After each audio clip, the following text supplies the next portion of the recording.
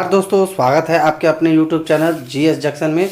दोस्तों आज का टॉपिक है झारखंड का भूगोल से प्रश्न है दोस्तों, और यहाँ से आपका 2 क्वेश्चन कंप्लीट हो जाएगा दोस्तों, और इम्पोर्टेंट प्रश्न है।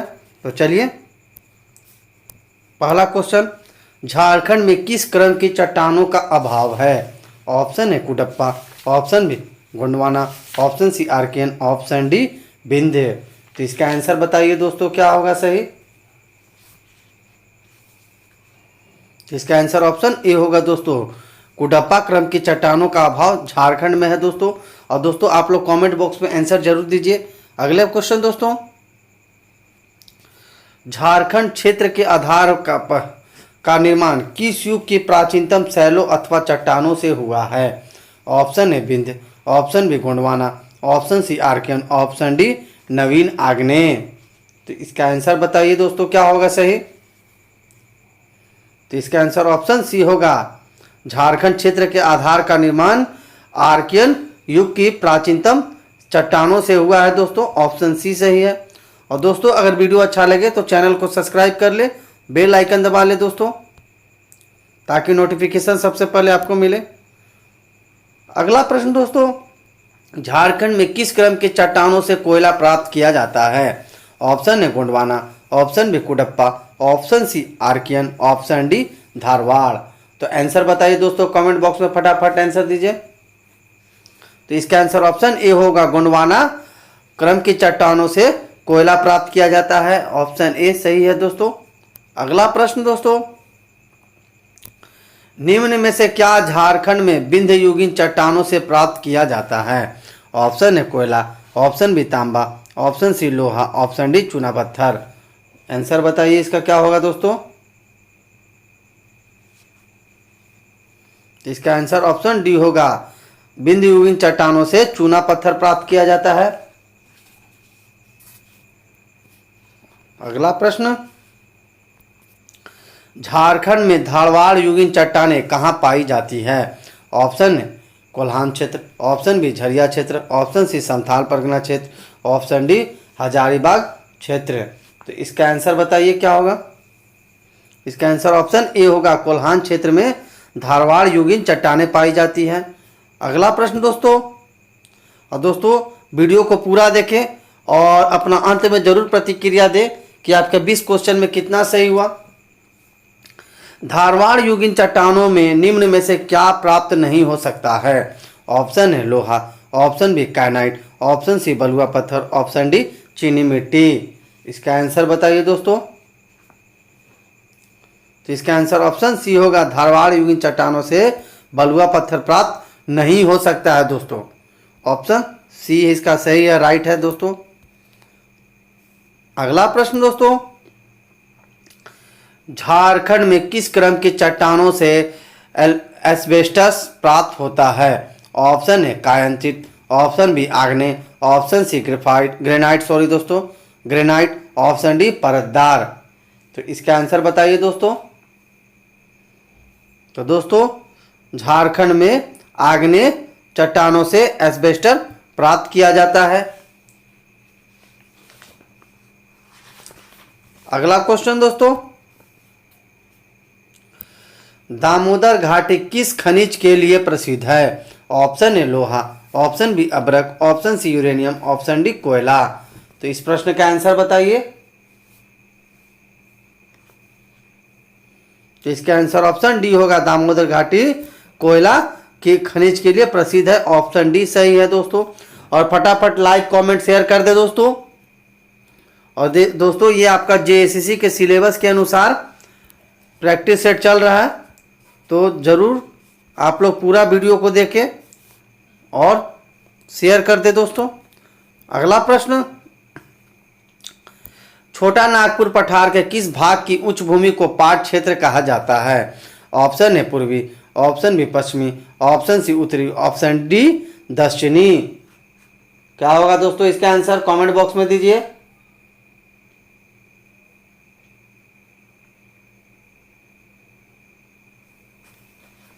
तो इसका आंसर ऑप्शन बी होगा, छोटा नागपुर पठार के पश्चिमी भाग की उच्च भूमि को पाट क्षेत्र कहा जाता है। इसमें आपका पलामू वाला क्षेत्र आता है दोस्तों।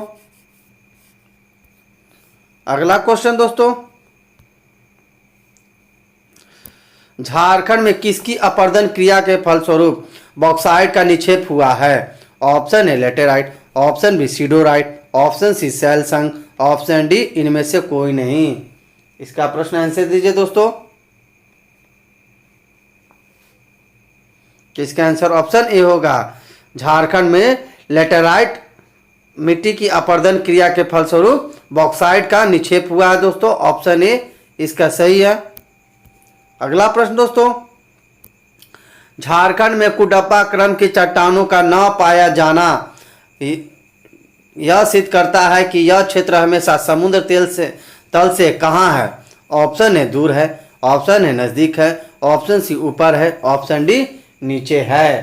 तो इसका आंसर बताइए दोस्तों। तो इसका आंसर ऑप्शन सी होगा, ऊपर है। ये समुद्र तल से यह ऊपर है, इसीलिए यहाँ पे कुडप्पा क्रम की चट्टानों का अभाव है दोस्तों। तो ऑप्शन सी इसका सही है। अगला प्रश्न दोस्तों, झारखंड के उत्तरी और मध्यवर्ती तथा दक्षिणी पूर्वी भागों में स्थित अवशिष्ट पहाड़ियां किस काल के पर्वत हैं? ऑप्शन ए pre Cambrian, option b Archaean, option c Cretaceous, option d Cambrian. तो इसका आंसर बताइए दोस्तों क्या होगा? तो इसका आंसर ऑप्शन ए होगा। झारखंड के उत्तरी मध्यवर्ती तथा दक्षिणी पूर्वी भागों में स्थित अवशिष्ट पहाड़ियां यह प्री कैम्ब्रियन काल की पर्वत है दोस्तों। ऑप्शन ए इसका ए सही है। ये आपका जेएसएससी में बार बार पूछा गया प्रश्न है दोस्तों। अगला प्रश्न की ओर चलते हैं। किस समूह की चट्टानों को मूलनाइज समूह कहा जाता है? Option a Cambrian, option b Cretaceous, option C Archaean, option d pre Cambrian. तो इस प्रश्न का आंसर बताइए दोस्तों। तो इसका आंसर ऑप्शन सी होगा। आर्कियन क्रम की चट्टानों को मूलनाइज समूह कहा जाता है। ऑप्शन सी सही है दोस्तों। आपका जेएसएससी में रिपीट हुआ है यह प्रश्न दोस्तों। अगला क्वेश्चन, किस कल्प की चट्टानें जीवाश्म रहित होती है? Option a Cretaceous, option b Archaean, option c Cambrian, option D इनमें से सभी। तो इसका आंसर बताइए दोस्तों। तो इसका आंसर ऑप्शन सी होगा। कैम्ब्रियन काल की चट्टानों में जीवाश्म रहित होती है, मतलब इनमें जीवाश्म नहीं पाया जाता है। ऑप्शन सी दोस्तों है सही। पंचायत सचिव का पूछा हुआ प्रश्न है यह।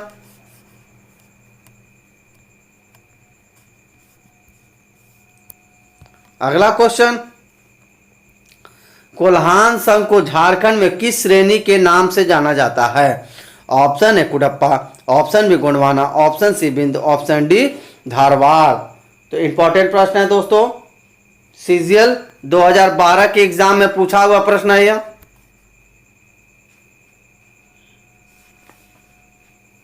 तो इसका आंसर ऑप्शन ए सही होगा दोस्तों। चलते हैं अगले प्रश्न की ओर दोस्तों। सेमरी श्रेणी किस नदी घाटी के अंतर्गत आता है? Option A Damodar, option B Swarnarekha, option C Amanat, option D Son. तो दरोगा में पूछा हुआ यह प्रश्न है दोस्तों, इंपॉर्टेंट प्रश्न है। तो बताइए इसका आंसर। सेमरी श्रेणी क्षेत्र किस नदी घाटी के अंतर्गत आता है? तो इसका आंसर ऑप्शन डी होगा, यह सोन नदी के क्षेत्र में आता है। अगला क्वेश्चन, पूरा जीव महाकल्प में किस नदी का विस्तार हुआ है? Option a Subarnarekha, option b Damodar, option c Shankh, option D औरंगा नदी। तो इसका आंसर बताइए दोस्तों क्या होगा? इसका आंसर ऑप्शन बी होगा। पूरा जीव महाकाल में दामोदर नदी का विस्तार हुआ है। ऑप्शन बी सही है दोस्तों। ये आपका राजस्व कर्मचारी में पूछा हुआ प्रश्न है।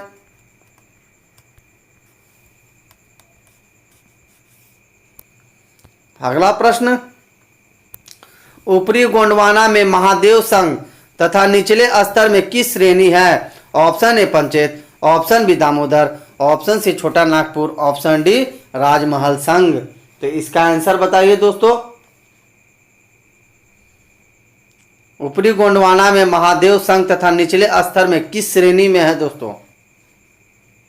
इंपॉर्टेंट प्रश्न है दोस्तों, जरूर बताएं आप लोग अपना आंसर। तो इसका आंसर ऑप्शन ए होगा। ऊपरी गोंडवाना में महादेव संघ तथा निचले स्तर में पंचायत की श्रेणी है दोस्तों। ऑप्शन ए इसका सही है आपका दोस्तों। एक्साइज में पूछा हुआ प्रश्न है यह। अगला प्रश्न,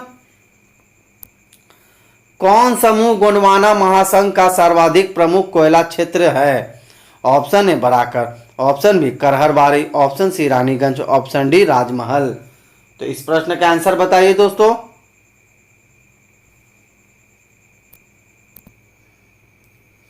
फटाफट कमेंट बॉक्स में आंसर दीजिए दोस्तों। इसका आंसर ऑप्शन ए होगा। बराकर क्षेत्र प्रमुख कोयला क्षेत्र में है। यह गोंडवाना महासंघ का सर्वाधिक प्रमुख क्षेत्र है। ऑप्शन से ए सही है दोस्तों। अगला प्रश्न, किस महाकल्प में स्तनधारी और विशेष तौर पर मनुष्यों की उत्पत्ति हुई है? ऑप्शन ए प्री कैम्ब्रियन, ऑप्शन बी पुराजीव महाकल्प, ऑप्शन सी मध्यजीव महाकल्प, ऑप्शन डी नूतन जीवी महाकल्प। तो इंपॉर्टेंट प्रश्न है दोस्तों, इसका आंसर बताइए आप लोग। किस काल में मनुष्य की उत्पत्ति हुई है? तो इसका आंसर ऑप्शन डी होगा। नूतन जीवी महाकल्प में स्तनधारियों और विशेष तौर पर मनुष्यों की उत्पत्ति हुई है। ऑप्शन डी सही है दोस्तों। और ये दोस्तों आपका दरोगा में पूछा हुआ प्रश्न है। तो आज के लिए बस इतना ही दोस्तों। तब तक के लिए नमस्कार, अपना ध्यान रखें, टेक केयर।